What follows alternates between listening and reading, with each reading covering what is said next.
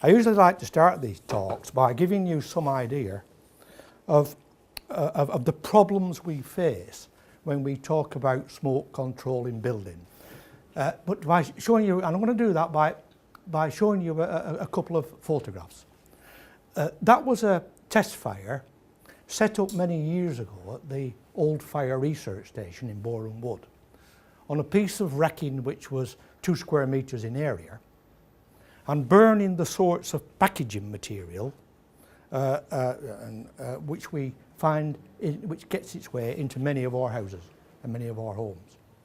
And when that fire was burning fully, it was producing 1 megawatt of heat, which is typical of the sort of fire you would find in a flat or residence, quantity and density of smoke.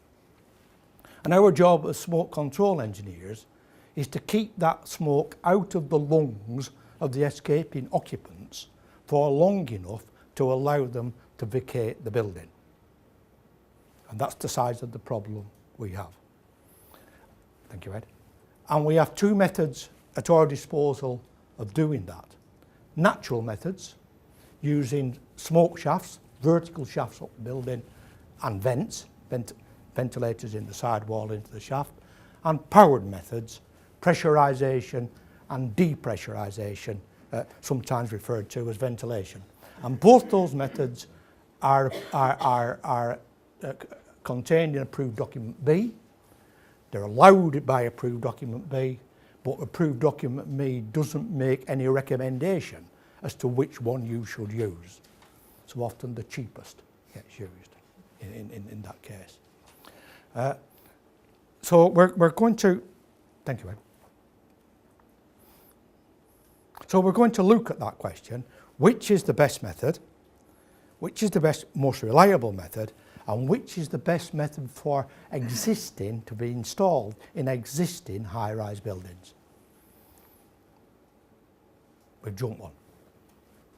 And to look at that question, we're going to do it by looking at some fairly recent work on the subject done by the Building Research Establishment, which now forms, of which the Fire Research Station forms part. Their report, published in 2005, Smoke Ventilation for Common Access Areas in Flats and Maisonettes. Let's have a look at their general conclusions for a start. The general conclusion said, if exposed to smoke from a dwelling for more than a short duration, the adjoining corridors, lobbies can be expected to become full of smoke. And without appropriate smoke control methods, neighbouring corridors and lobbies and stairwells can be expected to become full of smoke. So it's not a do-nothing situation. If you don't do something, escape routes will become full of smoke and people will die on their way out through the building. Fire smoke always makes a very efficient job of killing people. So then the BRE went on to look at the 2 alternatives we have at our disposal, which is the best and which is the most convenient. And I've used these block plans as they did to try and illustrate what's going on. I mean, it's pretty obvious what that is: the block for a corridor, block for the fire room, lobby and stairs. And I've coloured those. The red indicates that which part would be smoke filled, and the blue indicates which would be kept clear.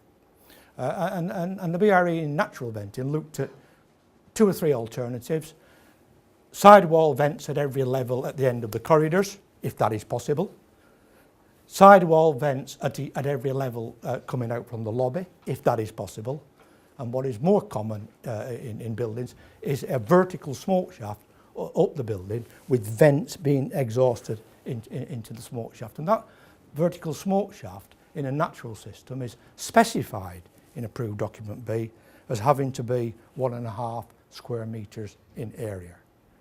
Now there we hit the first problem, because that would not be easy to achieve in an existing building, a shaft of that size up the side of the building.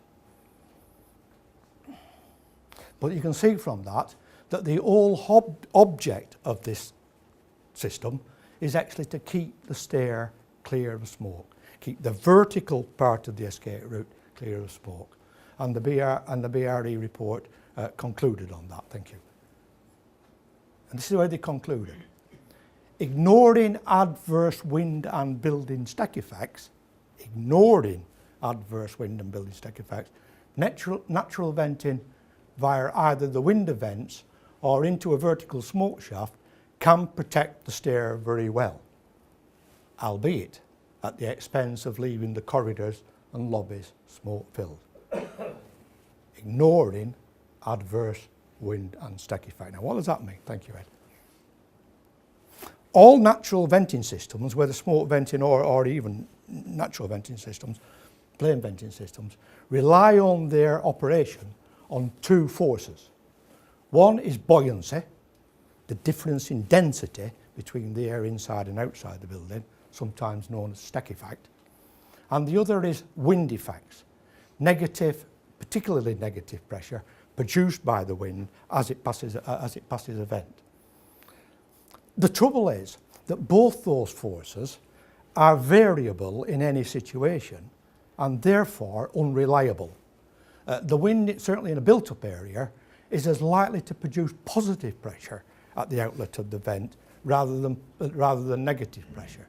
And in that case, nothing's coming out of the vent. And what happens when the wind's not blowing?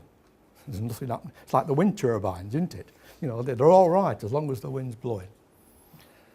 The Fire Research Station back in the 70s did some early work on this subject, and this work was never, it was circulated but never published, and they found out that even with the best alignment of the building to the prevailing wind, smoke remained in the escape routes at over 50% of occasions. All other alignments were worse. So it's probably likely that these natural vent, I keep falling over these damn wheels, these natural vent systems are less than 30% reliable. Everything has to be right for them to work. And so you've got to program when you're going to light your fire, when the wind's blowing in the right direction.